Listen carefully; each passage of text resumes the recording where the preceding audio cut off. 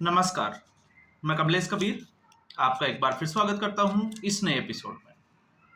आज के इस एपिसोड में हम बात करेंगे डोनाल्ड ट्रंप की। आपको याद होगा जब ऑपरेशन सिंदूर की 16 घंटे की चर्चा हुई थी और प्रधानमंत्री नरेंद्र मोदी लोकसभा सदन में आए थे, तो उन्होंने सिरे से खारिज कर दिया था कि किसी भी देश ने मध्यस्थता नहीं की सीज फायर को लेकर, क्योंकि कांग्रेस पार्टी हमलावर थी और एक पूरा मीडिया वर्ग भी जो है वो हमलावर बना हुआ था। और उसके बाद डोनाल्ड ट्रंप ने बौखलाहट में आकर जो है वो 25% टैरिफ की बात कर दी थी।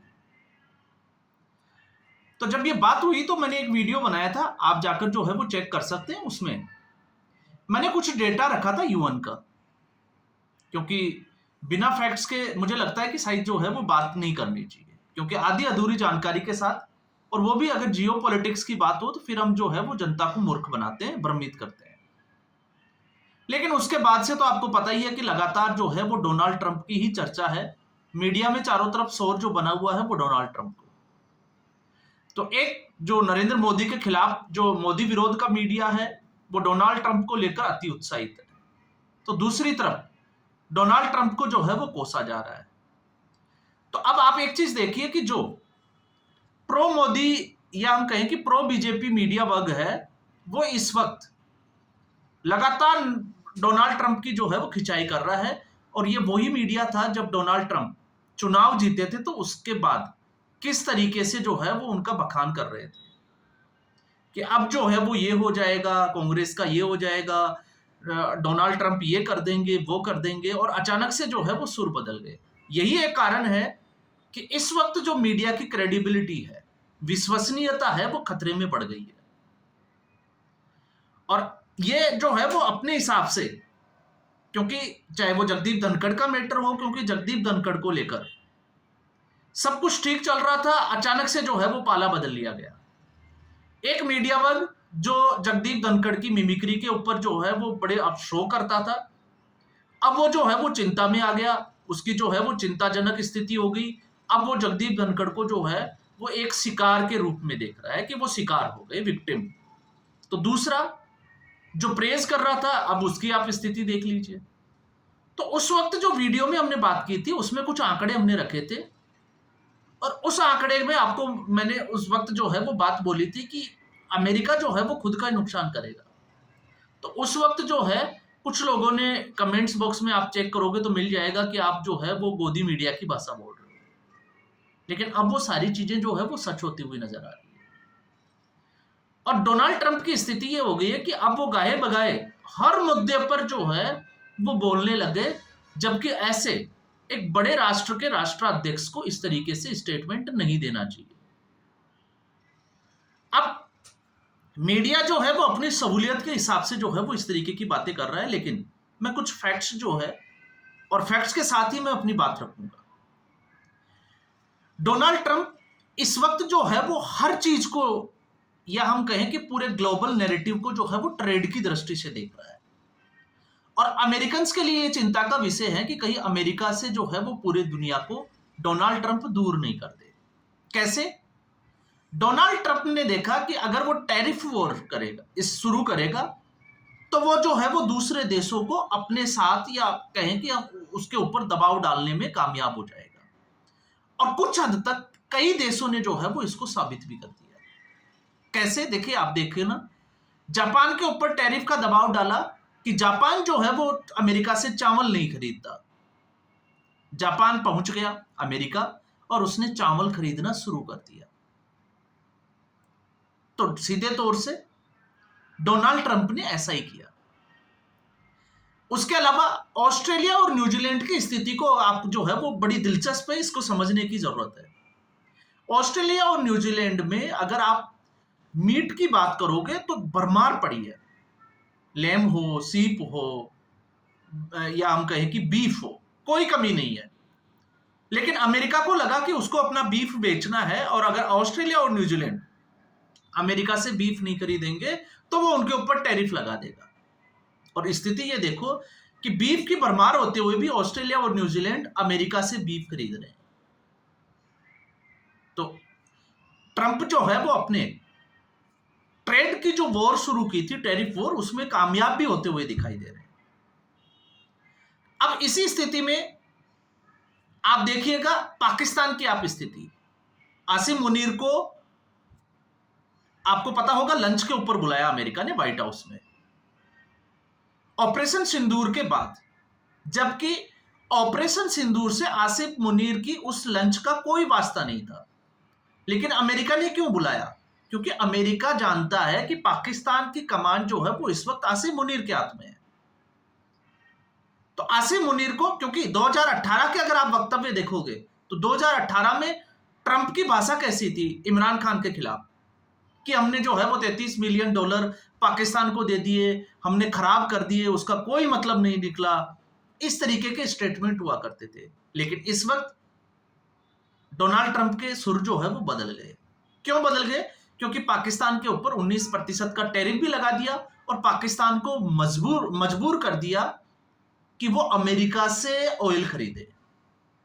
अब जो देश जिसके नजदीक में इराक, ईरान है, रसिया है, वो वहां से खरीद सकता था, लेकिन पाकिस्तान जो है वो अब तेल खरीद रहा है और विटाल कंपनी के साथ उनका, आपको पता होगा, एक एमओयू साइन भी हो चुका है और पहली खेप मेरे ख्याल से जो ऑयल की है वो अक्टूबर नवंबर के पास जो है वो पाकिस्तान पहुंच जाएगी, कराची एयरपोर्ट।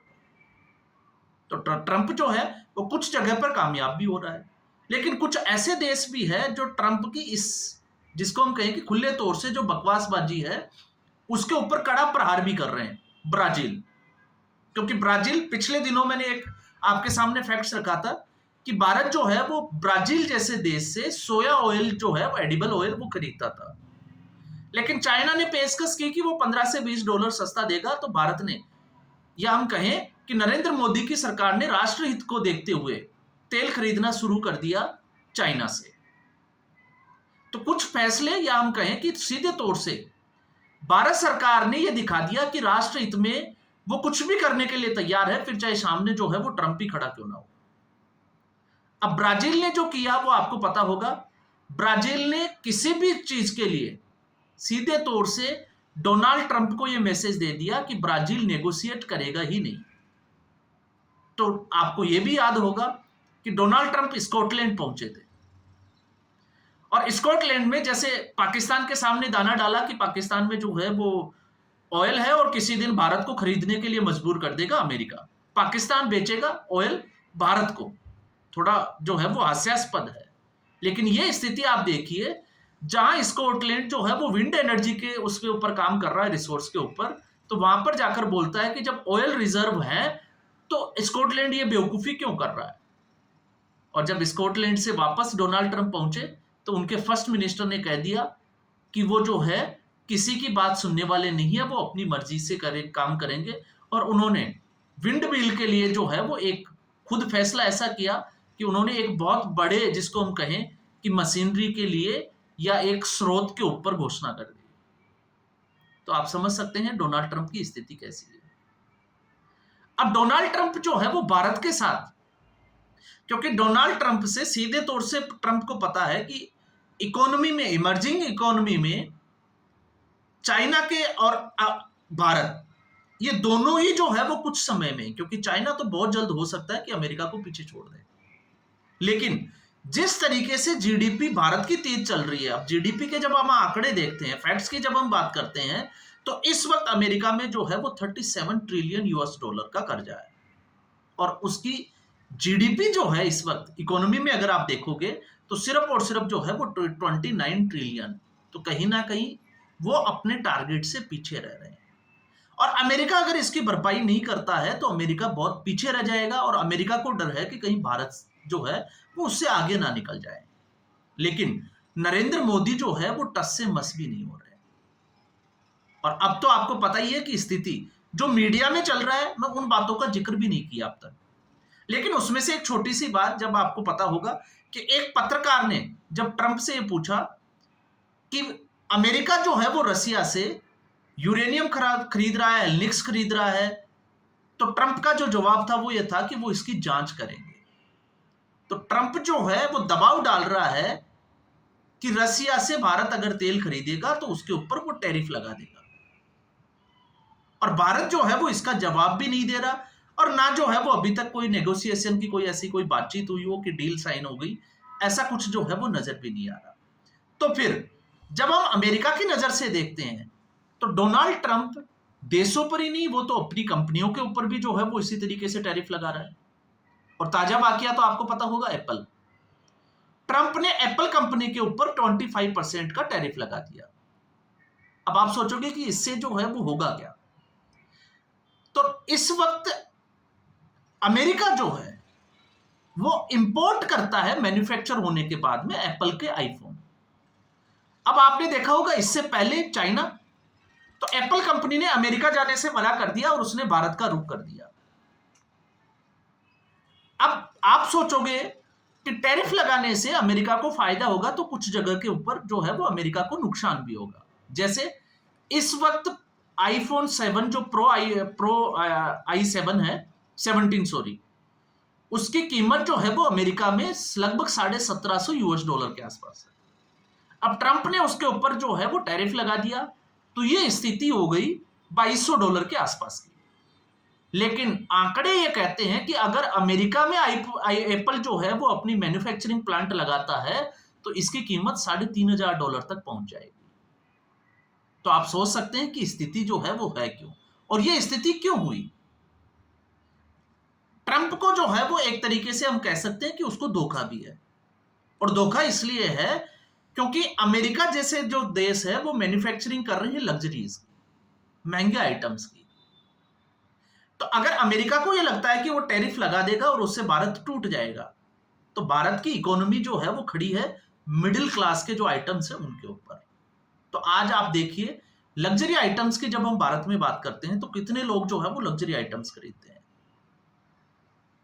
आज भी हम हमारे जो डोमेस्टिक यूज के जो जितने भी जो प्रोडक्ट है जो भारत में मैन्युफैक्चरर हो रहे हैं, मैन्युफैक्चरिंग जिनकी हो रही है, हम उनको लेना पर जो है वो पहली प्रायोरिटी पे रखते हैं। तो इससे भारत को क्या फर्क पड़ेगा, और कुछ फर्क पड़ेगा भी तो कितना पड़ेगा आप सोचकर देखिए। तो ये जो लोग जो है वो जो मोदी विरोध में अंधे होकर एक तरीके से जो है वो ये दिखाने की कोशिश कर रहे हैं कि भारत में पता नहीं क्या हो जाएगा, तो भारत में कुछ नहीं होने वाला है। चाइना को देख लिया, जबकि अमेरिका जो है वो अपना एक बड़ा नुकसान कर देगा, क्योंकि इस बहाने से चाइना, रसिया और इंडिया जो है वो नजदीक जरूर आ सकते हैं, जिसकी प्रबल संभावना है। और अमेरिका का खेल जिस तरीके से चल रहा है, क्योंकि अमेरिका ने पहले आपने देखा होगा यूक्रेन को नाटो का प्रस्ताव दिया कि आप नाटो में शामिल हो जाइए, लालच दिया, नहीं हुआ तो वॉर के लिए जो है वो उसको, जिसको हम कहें कि प्रोवोक किया, और जब उतर गया तो उसके बाद में जो है वो हथियार बेचना शुरू किया। तो ये अमेरिका की जो है वो पॉलिसी रही है। और आज यूक्रेन के हालात क्या है, और बात करें जब हम बड़ी बड़ी इकोनॉमिक्स की बात करते हैं कि बड़ी बड़ी इकोनॉमीज, तो आप याद करिए सोवियत क्यों टूटा। आप सोच के देखिए, जो अमेरिका से इतना आगे हुआ करता था वो टूटा क्यों। वो टूटा अपनी इकोनॉमी की वजह से। तो भारत जो है वो उसी स्थिति में अभी है नहीं कि अमेरिका के ट्रंप की धमकियों से जो है वो डर जाएगा या टूट जाएगा या बहुत बड़ा नुकसान हो जाएगा। ऐसा नहीं है। भारत के लिए अमेरिका का एक रास्ता जो है वो बंद होता है तो फिर भारत के लिए जो है वो दूसरे देशों के रास्ते खुल जाते हैं, और ये भारत के लिए एक अपॉर्चुनिटी है। बस भारत सरकार जो है वो इस पे किस तरीके से फैसला लेती है। तो तमाम तरीके की जो चर्चाएं हैं इस वक्त जोरों पर, लेकिन मैं चाहता हूं कि हम लोगों को जो है वो थोड़ा सा संयम बरतना चाहिए, और फैक्ट्स पे जो है वो एक बार नजर जरूर डालनी चाहिए, और फिर उसके बाद में जो है वो नापतोल करना चाहिए कि हम है क्या। नहीं तो फिर स्थिति ये है, एक समय था इमरान खान भी इसी तरीके से बोलता था, आज राहुल गांधी और डोनाल्ड ट्रंप भी जो है वो उसी रास्ते पे उतरे हुए हैं। तो इनकी भाषा जो है, जो मन में आया, जो जी में आया, वो उन्होंने जो है वो बोल दिया, और उसके बाद में उसका रिएक्शन क्या हुआ इन सब ने जो है वो देखा है। तो डोनाल्ड ट्रंप भी जो है वो उस रिएक्शन के लिए तैयार रहे, और आने वाले समय में आपको इसका जवाब भी मिल जाएगा। और जवाब में जब बात करता हूं तो क्यों कह रहा हूं, 25% जो है वो लगाने की हिम्मत दिखाई, तो उसको सस्पेंड क्यों किया 7 दिन के लिए, लगा देना चाहिए था। क्योंकि अमेरिका चाहता है कि भारत किसी भी तरीके से प्रेशर में आए और वो डील साइन करे, तो फिर आपको उस बात का भी जवाब मिल गया होगा सीज फायर का, कि नरेंद्र सरेंडर वाला जो कांग्रेस पार्टी ने जो बोलना स्टार्ट किया था, तो जो नरेंद्र मोदी टैरिफ वॉर में नहीं झुक रहा, तो आपको क्या लगता है भारत और पाकिस्तान के बीच में जब ऑपरेशन सिंदूर चल रहा था, क्या अमेरिका के दबाव से झुक जाता? तो मुझे तो जो है वो इसका नजर नहीं आता। तो आज जो मीम्स बन रहे हैं, एक समय था जब राहुल गांधी के ऊपर मीम्स बनते थे, आज वो स्थिति सोशल मीडिया पर डोनाल्ड ट्रंप की हो गई है। किस तरीके से आज अमेरिकन जो है वो डोनाल्ड ट्रंप सीज फायर के नाम से जो है वो मीम्स बना रहे हैं। और अब तो मीम्स ये बन रहे हैं कि भारत और इंग्लैंड के बीच में जो क्रिकेट सीरीज हुई थी, आप देखिए एक बहुत बड़े देश का राष्ट्राध्यक्ष के मीम्स किस तरीके से बन रहे हैं। तो भारत ने लास्ट समय में आखिरी टेस्ट में 6 रन के छोटे से मार्जिन से एक जीत हासिल की, लेकिन सीरीज को ड्रॉ कर लिया। तो मीम्स कैसे बन रहे हैं कि डोनाल्ड ट्रंप ने आखिरी समय में दोनों टीमों से बात की और इस सीरीज को ड्रॉ करा दिया, वरना पता नहीं क्या हो जाता। तो इसलिए डोनाल्ड ट्रंप को नोबेल प्राइज मिलना चाहिए। तो ये स्थिति है डोनाल्ड ट्रंप की। तो इस एपिसोड में फिलहाल इतना ही। उम्मीद करूंगा वीडियो एपिसोड आपको पसंद आया होगा। वीडियो को लाइक करें, शेयर करें, चैनल जरूर सब्सक्राइब करें। धन्यवाद।